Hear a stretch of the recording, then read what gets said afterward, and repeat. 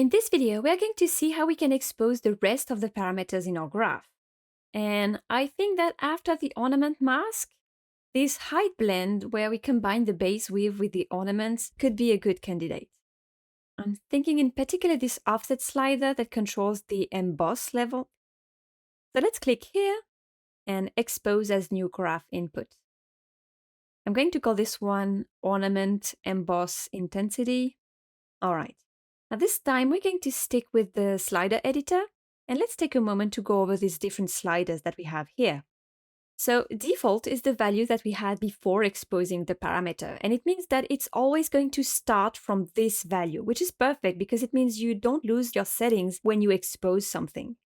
Then we have the max and min sliders. They indicate the maximum and minimum values that the user will be able to pick. And you see that we have this clamp option set to true, meaning he will not be able to override these values by typing in something else. You could give more freedom by disabling that, but in the case of this offset slider, I would rather not give too much freedom because we want the effect to remain quite subtle. So not only will I keep the range clamped, but I will even narrow it by saying that the value should stay somewhere between 0.5 and 0.6. All right. Then we have the steps options that just indicate the slider increments. We're not going to change that. Okay, now let's test this by double-clicking in the graph, going to the Preview tab, and just playing with the slider. All right, you see, I think the range is just right. Not too much, not too little. Okay, what's next? Let's take a step back and ask ourselves what other users might want to play with. Now, obviously, we have the trim and ornaments that take up a big part of our graph. But these elements won't be so easy to expose because they are arranged in a way that makes it hard to change. Again, this is something to keep in mind while you build your node arrangement. If you want a certain feature to be dynamic and highly customizable, you need to build it in a way that makes it easy to change. So I'm not going to expose anything in the trim or the gemstones right now because they work well as they are.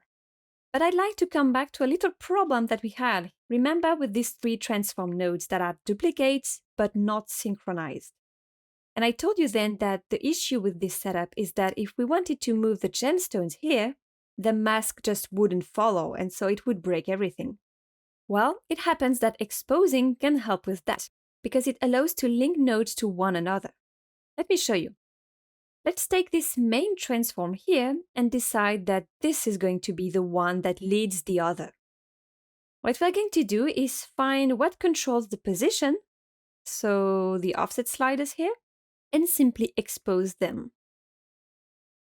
Call it gemstones position. Okay, now here's the trick. If you want these other transforms to have the same value as this one, all you need to do is come over to the offset here, and instead of exposing the parameter, you can decide to reuse an existing value, and the offset that we previously exposed is listed here. So you just click on it.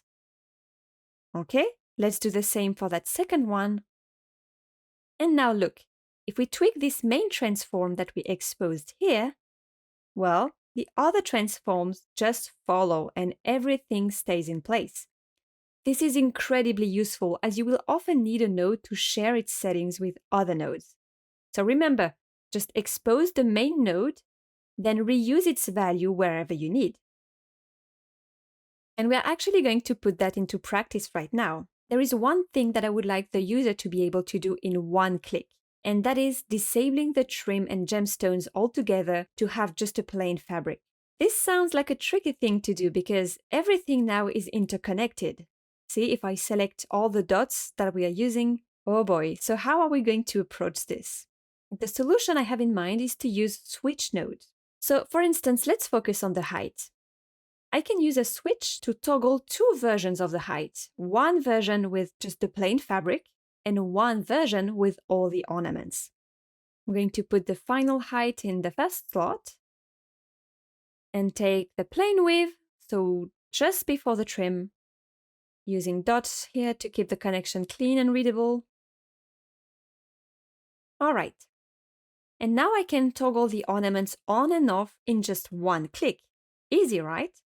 So let's reconnect this. Now, you can probably guess what the problem will be. Yes, we can change the height, but our other maps are using masks that do not directly rely on it. So when we disable the ornaments in the height, they still remain in the color, the roughness, the metallic, and so on. The easiest way to fix this is simply to repeat that switch operation in each channel. And since we still want the user to have only one button to click on to disable everything, we're going to start by exposing that first switch, which is going to be our master switch, if you will. So I'm going to call it trim and rename the default true false to yes no, which is a bit easier to understand in my opinion. Okay, now we need to repeat that operation for each channel. And don't worry, it's going to be quick and easy. Let's start with the color. This time we're going to add a switch color, obviously. And here we need to follow the same structure. So the final version will go on top, and the plain fabric, so right before the ornaments, will go here. Okay. Now all we have to do is to link it with our main switch by selecting it here. And if we test it now by going to the graph parameters, you see that they are now synced. Perfect. And now we need to do the same for the other channels. So I'm going to speed up the process here. You get the idea. Metallic, roughness. What's important is to keep the same order with the final version on top and the plain version at the bottom. And for the displacement and translucency, I'm simply using a uniform black as the plain input. Like so. All right, we're done with our switch setup. Let's test it again. There we go. We can now deactivate the whole trim in one click. How cool is that? All right, there are a few more parameters that I think we should expose before we move on. For instance, we should be able to interact with the folds. So I could just expose the folds intensity here. So expose as new graph input, folds intensity. All right. Then we have the colors, which is probably the first thing that people want to change in a material. Now, colors can be tricky. Let me explain why. I'm going to start with the ornament frame here.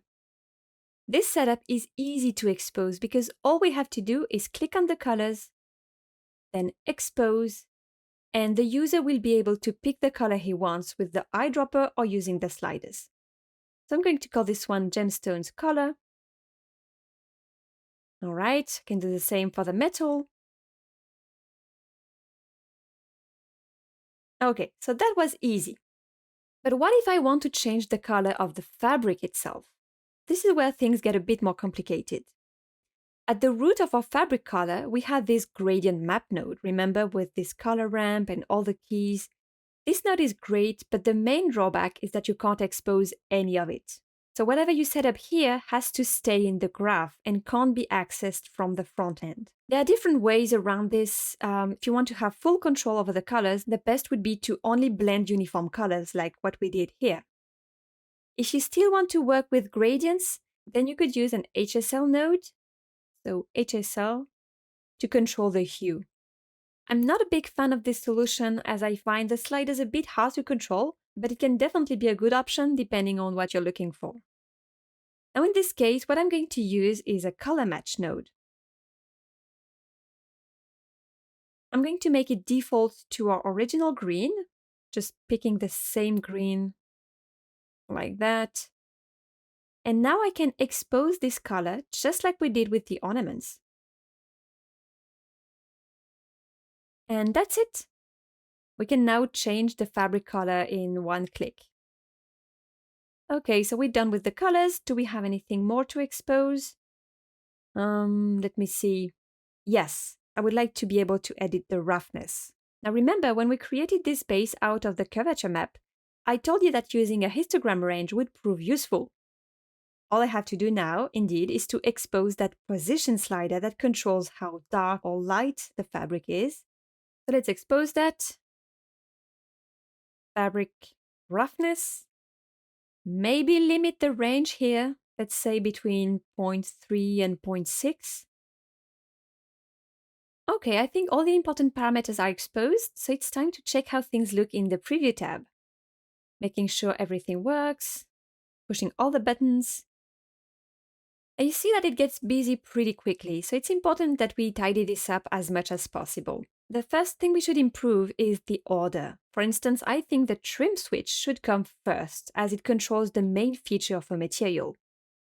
To move it in the list, we need to go to the Parameters tab, and here we can drag and reshuffle anything.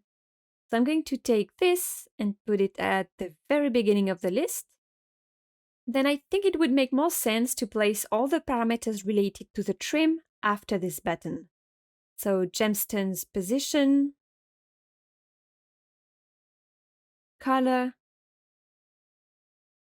this one too. And I also think I would put the false parameter at the bottom. They're not as important, it's more of a finishing pass. All right, that's already better. There's one more thing that I'd like to do before we move on to the presets. When I disable the trim, you notice that the trim parameters remain, and that's not ideal. But you now know how to fix this. Remember, at the bottom of each parameter, we have the visible if section. So we just need to write the proper instruction here. If you forgot what the logical expression should look like, don't worry, you're not the only one. You have an example in the tooltip here, or you can just be lazy like me and copy it from the list in the documentation. Since in our case we want to tie it to a switch, which is a Boolean operator, I'm going to copy this one here, paste it in the visible if field, and just add the proper identifier, which in this case is switch. Let's test this. There we go, it just goes away when I deactivate the trim. We can now copy this expression and paste it in all the trim parameters. So here and here. Let's see. Perfect. We are now done with the exposing process. You see that our parameters are much better this way, with a clear hierarchy and structure. They are easy to use and let us interact with important features of the material, so we can stop here. Let's finish by talking about the presets. You may have noticed that when we tweak parameters in preview mode, the drop-down menu at the top changes from default to unsaved settings. It means that we can configure things in a specific way, then save that configuration to apply it later on. So let's customize our fabric in the Presets tab. I would like to have a plain version, so no trim, geometrical pattern, and a bright golden hue. Maybe lower the roughness a little. And with all these adjustments done, I can simply give it a name. So I don't know, golden plain, and click on New. And now these settings are saved. And when I'm in preview mode, I can switch between the default preset and this new preset that I just made. It's just a neat way to showcase the possibilities that come with your material. I'm going to make another one quickly. Give it a nice blue hue. Make it a bit rougher.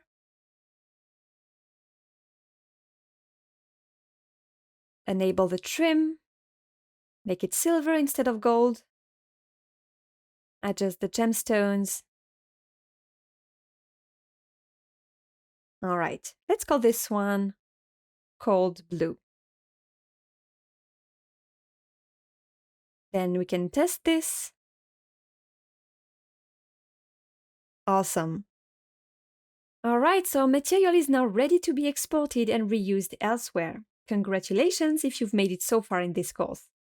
In the next and last video, we will see how we can publish this and bring it to other apps.